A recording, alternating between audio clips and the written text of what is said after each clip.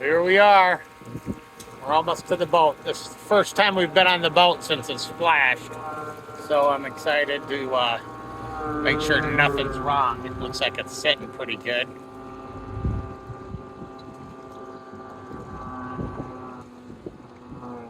It's been a while. Let's see how Aaron does. You can see the new graphics on the back. There we go. We got everything stowed down below, and now it's having my first boat beer. So there's Junior there. He was kind of grumpy because I was bossing him around earlier. But I got to get a lot of stuff done if we're gonna leave at I think we're gonna shoot for 12 a.m. But I think we should hit Frankfurt maybe 3 or 4 o'clock in the afternoon, which would be a nice arrival time. And then we got all day to mess around and the next day to mess around. So I think that's what we're gonna do. I really don't like how we're doing this because this is literally our shakedown sail, and it's an overnight to Muskegon. It is probably not a smart move, but we do have an out, a couple of outs, and so he's not going on the full trip. He's getting off in Frankfurt on Sunday, and then we're gonna have my brother and one of my good friends from high school join, spend a week with them. And then my daughter Anastasia and my granddaughter Seraphina join, and they're going to the North Channel again.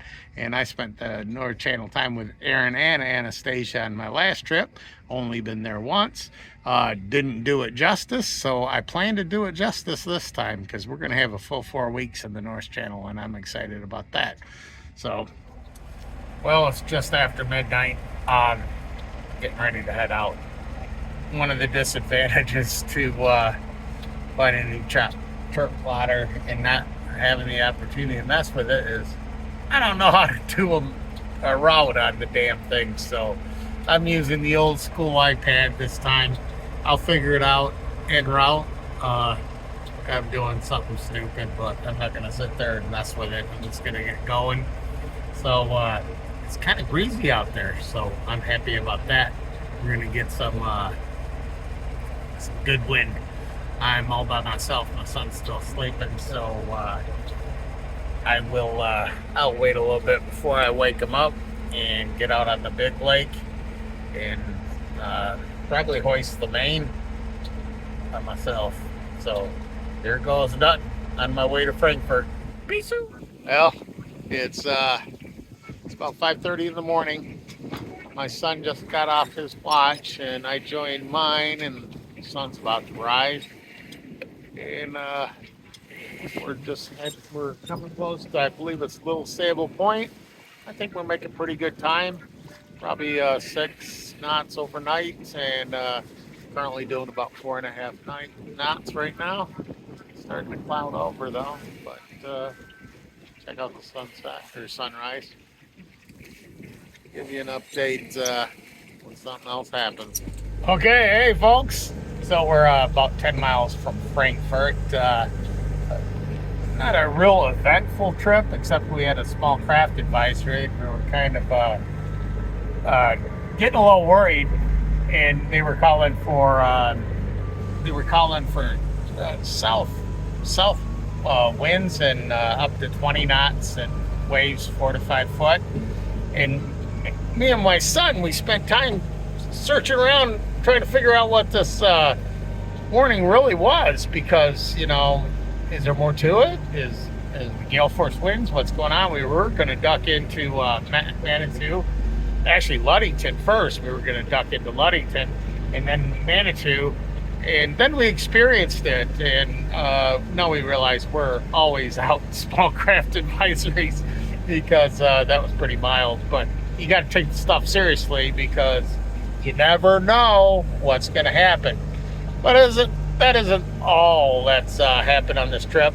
Of course, as you can see, I've torn the boat apart. Turns out I was making water, and we make it by pulling from the lake and filtering it through 3 filters. And these are the filters right here. They're the normal 10-inch ones that you have on your pool and spa.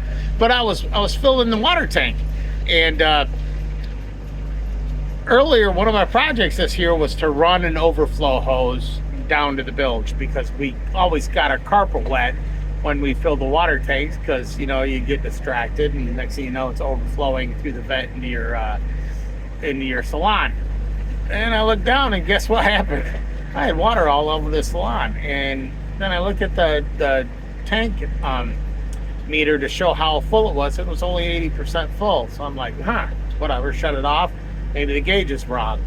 Well, it turns out the gauge isn't wrong. It's when I installed the filters, there's something missing.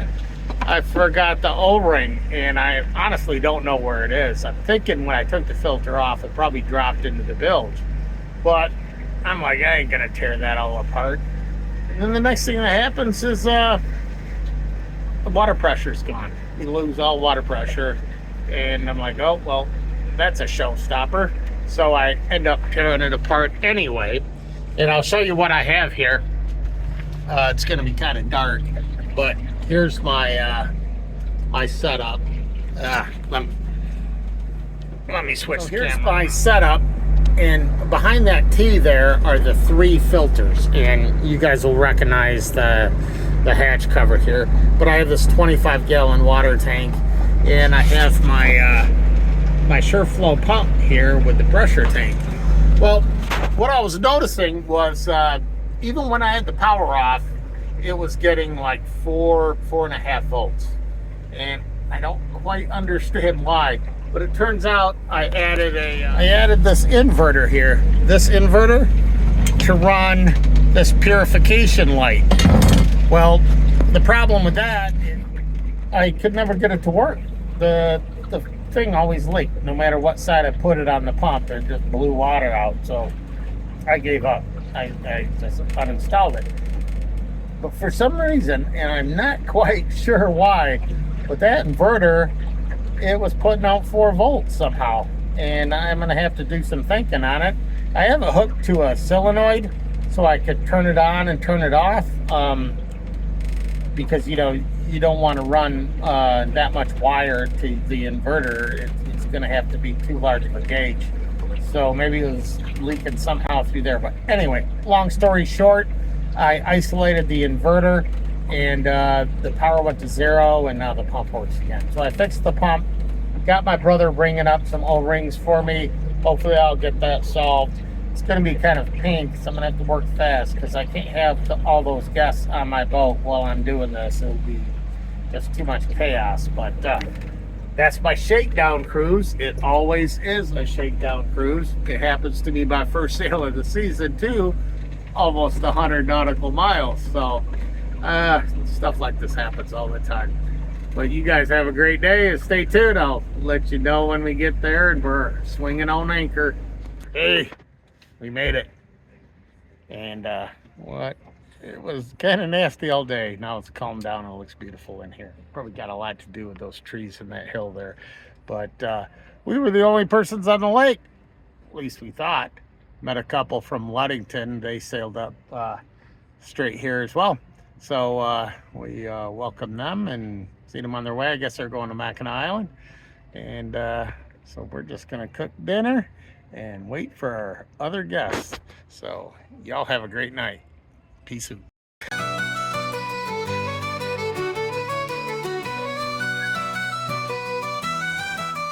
Old-timey sails blow high, storms can't make us cry.